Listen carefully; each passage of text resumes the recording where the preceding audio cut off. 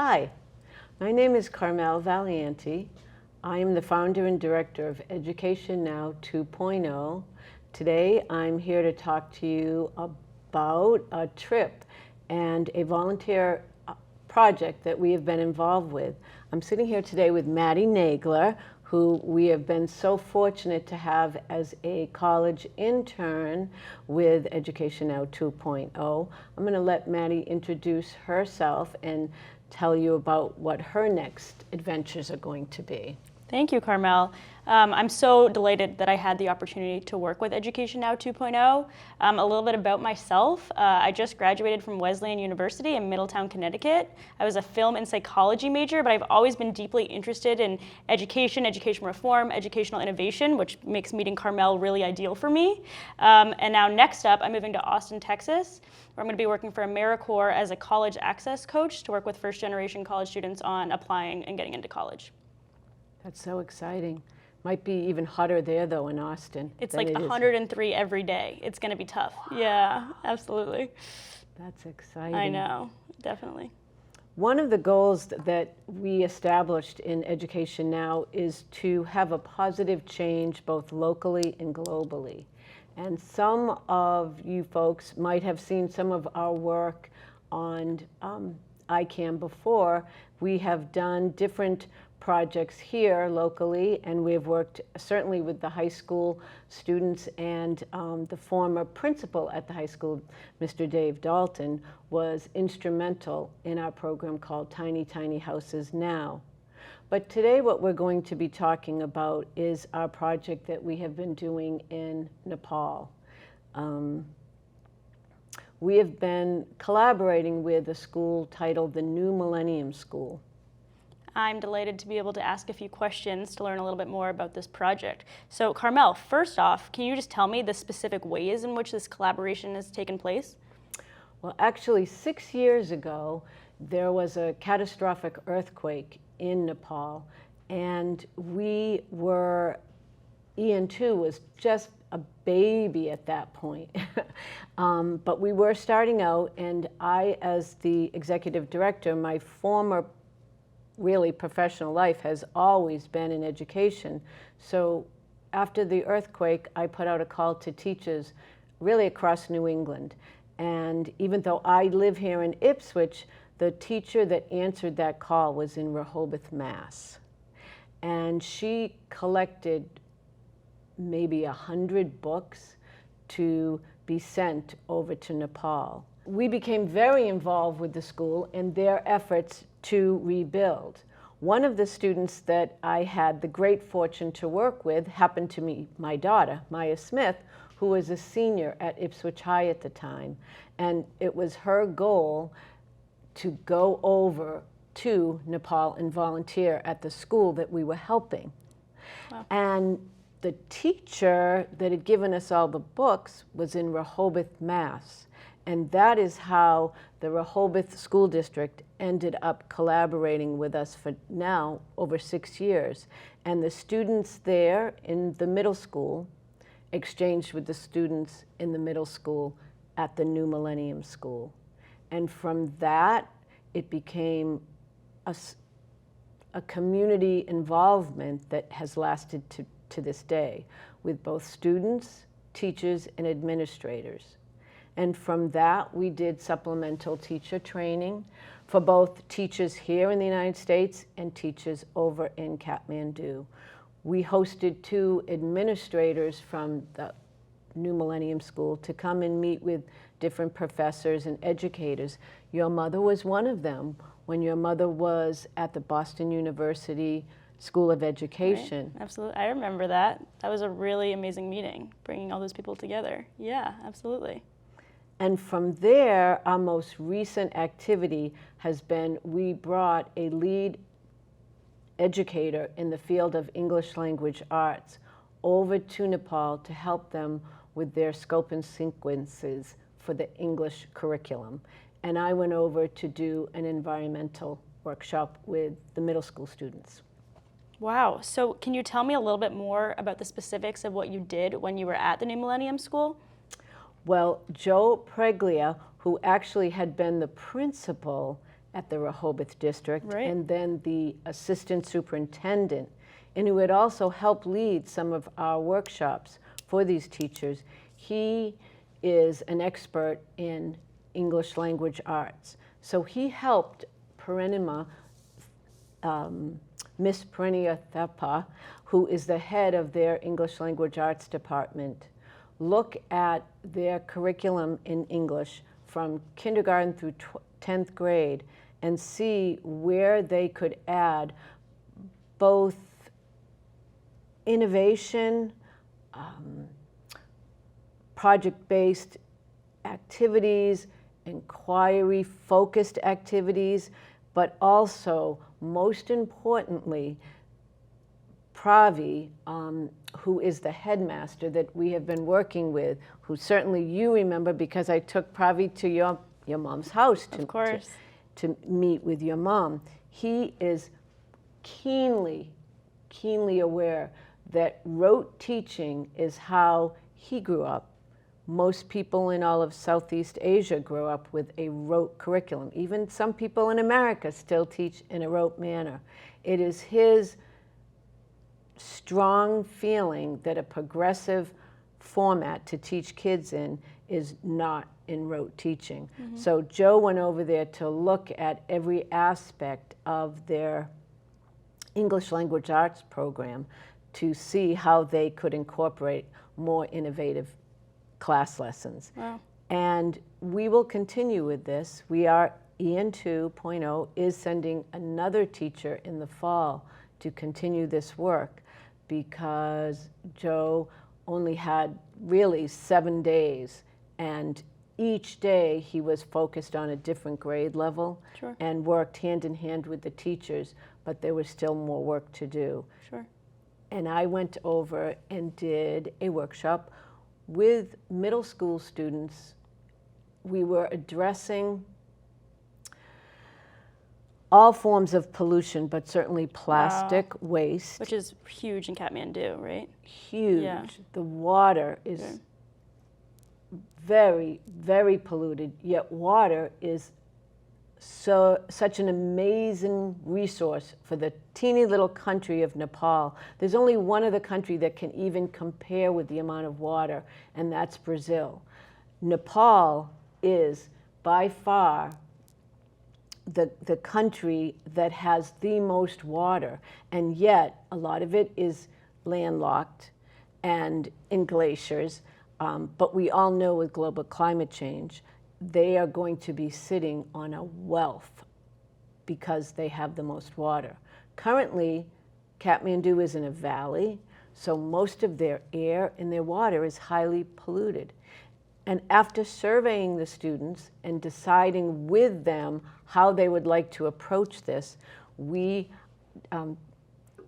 they formed a club, and it was surrounding eco-bricks, and they are taking used single plastic water bottles that they recycle, and then they get all the plastic waste that they find in the streets and the streams and the canals, and they break it down, they cut it up, they put it into the single plastic water bottle, and then they build things, whether it's furniture, tables, wall art, or actual building materials for homes. Wow, what a great idea. It sounds like maybe American teachers could also utilize this type of activities, of course, as pollution's heavily affecting us as well. Well, that's amazing. And kind of on that note too, this international partnership between the new Millennium School and schools in the US, it seems so unique and yet so important, right? Like learning is such a global opportunity, and having the opportunity to learn from schools that are doing things so differently seems so important. So I think this is such a beautiful relationship that could be modeled in other ways. So I'm so happy we get to talk about it today. And kind of off that note, can you talk to me about some of the challenges that both EN2 and the new Millennium School are kind of working on together to help deal with and combat? Because of course we're having huge problems both in Kathmandu and so many public school and private school issues in the United States as well. Can you talk to me a little bit about that? You might have to walk me back to that, because I am going to pick up on something that you said Sure. about the teachers. Sure.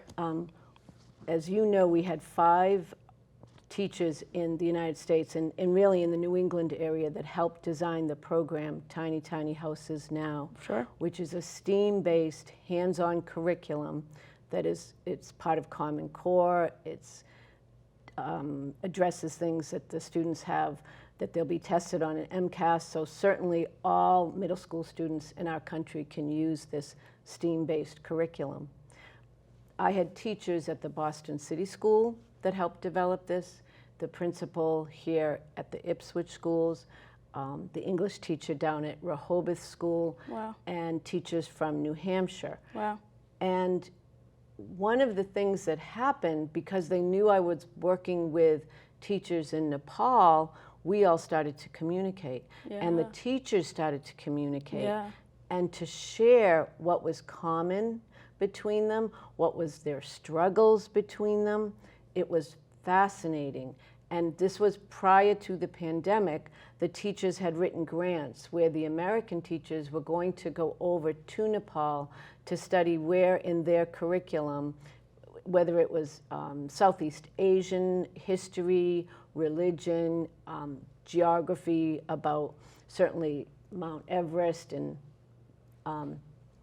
the topography, they were actually going to be bringing information back to their students to enrich them, as well as enrich the teachers and the students of Nepal. Yeah, it's a win-win. It was a win-win. Yeah. Unfortunately, the pandemic happened, so we had to really change on a dime, and with your help, we did do in-services with teachers, both in Nepal and here, and then ultimately what you helped us develop were teachers talking to teachers across the globe and students talking to students. Mm-hmm. And they absolutely were sharing, again, what was in common, but also what some of their struggles were. But to talk about the challenges that certainly the new Millennium School has faced, I would say that Mr. Pravigya Regmi, who is the headmaster of the new Millennium School, he has really focused on trying to bring an innovative approach to education so that his students are really taught to question and to think. Now, having said that, it's really big. So he had to look at both his English language arts program and his Nepali language arts, because science and math, a lot of, even though we don't want it to be taught rote, a lot of it is facts-based. Right. And they tend to do very well. But it's in the critical thinking components, social studies, Nepali arts, and the English language arts, Right. that he really wanted to open up the system and teach in a progressive way. Wow. Big problem was none of the teachers were ever taught that way. Right. So he really had to do many steps back. That is one big problem. The other huge, huge problem is that most schools are vastly under-resourced, and it's a very poor financial, monetary society. I think their average income is less than $3 a day, if Wow. that. So it's a problem that not necessarily his students are all facing, but most students, the vast population in Nepal, are facing. And there is still a caste system, and there is still inequality between girls and boys. And Kabita Ariel, who is the program coordinator at the New Millennium School, has also dedicated her life to this change. We sponsored her to come to America, and actually, again, this was prior to the pandemic, meet with other college administrators, other school administrators, and ultimately she signed up for a class at Tufts that she took virtually. And it was all about teaching in a progressive manner that she could apply both to English language arts, but also she's head of the Nepali arts. So she really used that training to transcend it to all the different subject areas. Wow. What was again hard was to try to teach the teachers. The actual students during the lessons, they would videotape them and they could see that the students, it didn't even take them 2 classes of being taught differently that they caught on. Yeah. It was for the teachers that it was so difficult to teach in a way that fostered problem solving, active learning. It just is foreign to them, and it's a little bit foreign to the parents as well. Yeah. So they're really trying to put into place something that will truly engage all of society. And they're doing it by trying to create community learners using their core values from the new Millennium School. They're also using social media. Kavita had some ideas during the pandemic that she worked with local Nepali actors and actresses, and Wow. they formed a group using her teachers and celebrities, and they did music. And from that, all of their publicity that they garnered, Kavita then turned it into a way that she could pronounce really to her country about how and what they're doing at the new Millennium School. Wow. To really talk about education, to talk about a progressive education where kids are allowed to ask questions and girls are encouraged to be right there at the school and to compete with the boys, and whether it's math or science or whatever the subject matter may be. Right, and I remember at one point you said that the school's at least, if not more, 50% female, which is really rare for a caste-blind school like the New Millennium School. So it's innovative in a variety of different ways. It truly is. Wow. It truly is. They understand that the change has to be made with everyone, but it has to be made through their examples. So they are really putting into place all of these different things, both at the New Millennium School, and what they strive and have done is work with the other private schools to uplift everyone. And they also take their students to village schools and to other public schools so that they both form a collaboration with the village schools, with the other public schools, and so that their students can model what they are Sure. really practicing. Sure. And that has been extremely important. Another thing that seems a little bit minor, but was really huge to both Joe and I, the teacher. We only had 7 days to get our work done. And one morning when we came into school, they had what we thought, well, they said it was someone who sold books. So we said, a bookseller? Why are you wasting our time with this bookseller? We've got to go and get with the kids. And the man represented what was called Bookland, and he proceeded to tell us he brings all the books into Nepal from India. Amazon does not deliver there. There are really no such things as libraries. When you talk about them, they might know of one at their university or at the US Embassy, and certainly the New Millennium School has a library, but they're not a common feature as part of their society. So what he was trying to do is to tap into what Joe and I knew about libraries. And obviously here in America, we're so used to everyone having a library that it took us a while to catch up on what his need was. Yeah. And how he was trying to do this pretty much single-handedly Wow. across the country of Nepal. Wow, we really forget that libraries are an extreme privilege and we should really cherish and honor them, especially as we move into this climate crisis, as you were talking about before the interview even started.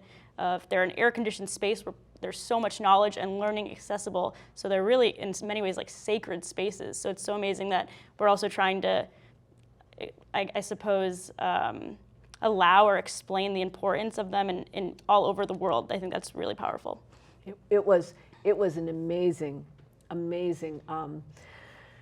situation that both Joe and I had not really understood at all.